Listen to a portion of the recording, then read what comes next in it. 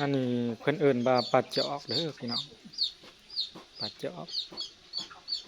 ปลาจอกกับปลาโจกนี่แม่นอันเดียวกันอยู่บ่พี่น้องเพราะว่าแม่ค้าเพิ่นว่าปลาจอกใหญ่ไปถ้ามันจะเพิ่นจะเอิ้นว่าปลาโจกนะเนาะข้าพเจ้าก็ได้แปลกใจว่าปลาจอกกับปลาโจกแม่นอันเดียวกันอยู่บ่สิ่งที่แปลกใจก็คือ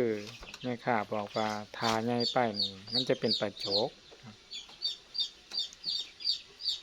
หมายความว่าตอนยังน้อยนี่เป็นปลาจอกใหญ่ขึ้นไปนี่เป็นปลาโจก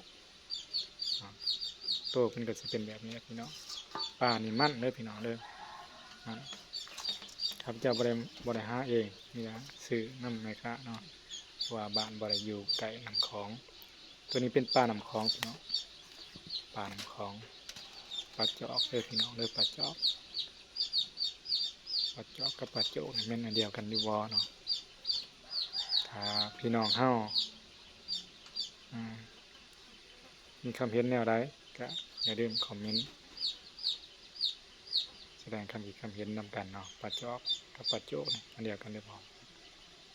ปลานี่กินแซ่บพี่น้องกินแซ่บมันดี